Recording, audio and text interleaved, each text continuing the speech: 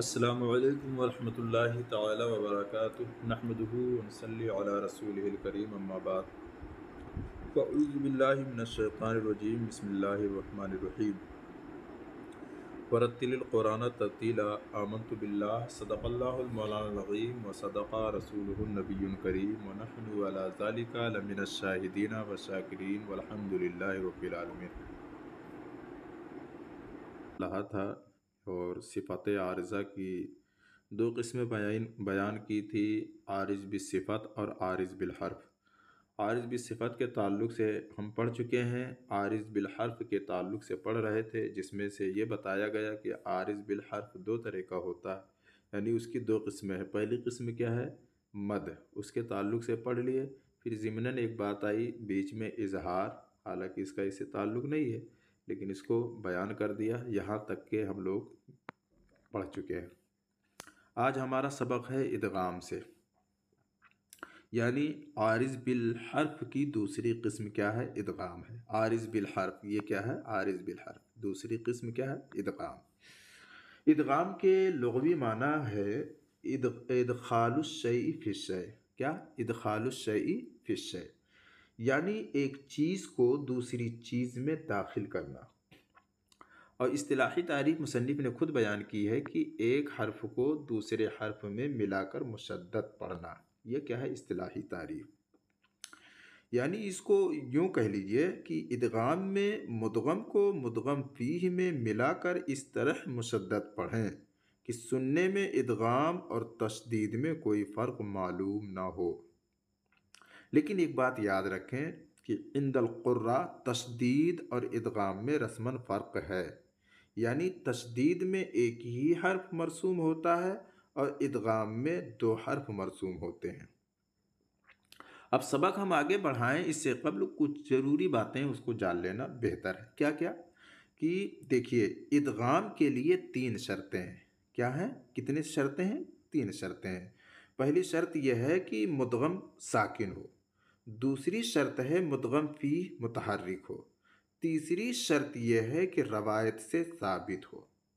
पता क्या चला कि ये तीन शराइत जब तक नहीं पाए जाएंगे इदगाम नहीं होगा। बात समझ में आ गई? इसी तरह इदगाम जो है इसकी महल के एतबार से, यानी महल के एतबार से इदगाम की तीन किस्में हैं। किसके एतबार से? महल के एतबार से इदगाम की तीन किस्में हैं। एक है इदगाम मिसलैन, दूसरा है इदगाम मुतजानिसैन, तीसरा है इदगाम मुतकारिबैन। अच्छा, दूसरा क्या है? कैफियत के एतबार से इदगाम की क्या बोलते हैं? तीसरा, जो तीसरी चीज़ क्या जानना ज़रूरी है कि कैफियत के एतबार से इदगाम की दो किस्में हैं कि इदगाम ताम और इदगाम नाक़िस।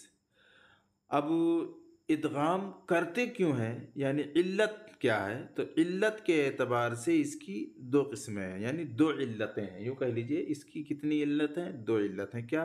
क़ुर्ब मखरज और इत्तिहाद मखरज। बात समझ में आ गई? तो अब देखते हैं, किताब की तरफ चढ़ते हैं। मुसन्निफ़ तो अब किताब की तरफ चलते हैं। मुसन्निफ़ ने फरमाया पहला हर्फ जो मिलाया जाता है उसको मुदगम और दूसरा जिसमें मिलाते हैं उसको मुदगम फ़ी कहते हैं। ये बात ज़ाहिर है। बात समझ में आ गई? फिर कहा कि इदगाम के तीन कायदे हैं, यानी जो मैंने बताया कि बलिहाज़ महल इदगाम की तीन किस्में हैं, यानी वही तीन कायदे हैं। वो क्या है? इदगाम मिसल। अब किताब की तरफ चलते हैं। मुसन्निफ़ ने फरमाया पहला हर्फ जो मिलाया जाता है उसको मुदगम और दूसरा जिसमें मिलाते हैं उसको मुदगम फ़ी कहते हैं। ये बात ज़ाहिर है। बात समझ में आ गई? फिर कहा कि इदगाम के तीन कायदे हैं, यानी जो मैंने बताया कि बलिहाज़ महल इदगाम की तीन किस्में हैं, यानी वही तीन कायदे हैं। वो क्या है? इदगाम मिसलैन। इदगाम मिसलैन है क्या? तो उसके ताल्लुक़ से मुसन्निफ़ ने कहा अगर किसी हर्फ साकिन के बाद वही हर्फ आवे, जैसे कुल लकुम, तो इस लाम को लाम से मिलाकर पढ़ने को क्या कहेंगे? इदगाम। और ये कौन सा इदगाम होगा? इदगाम मिसलैन होगा। दूसरी जो किस्म यानी दूसरा कायदा जो है वो क्या बयान किया मुसन्निफ ने?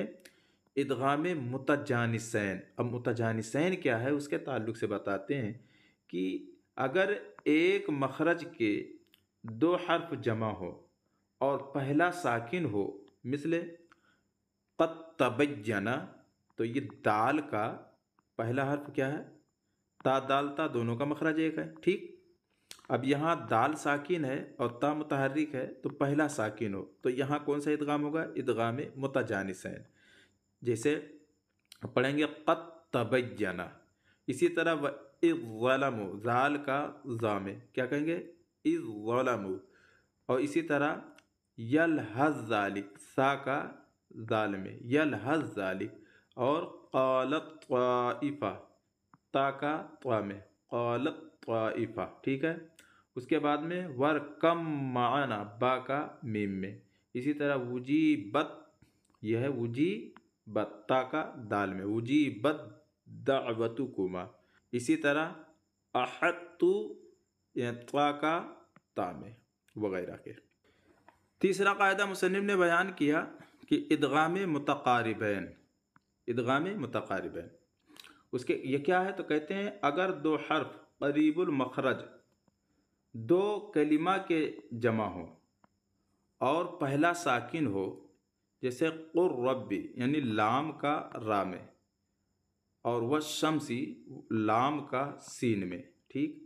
और मिम वाल में नून का वाव में, और मुहम्मदुर रसूलुल्लाह ये तनवीन का रा में सल्लल्लाहु अलैहि वसल्लम, और अलम नखलुकुम काफ का काफ में, वगैरह।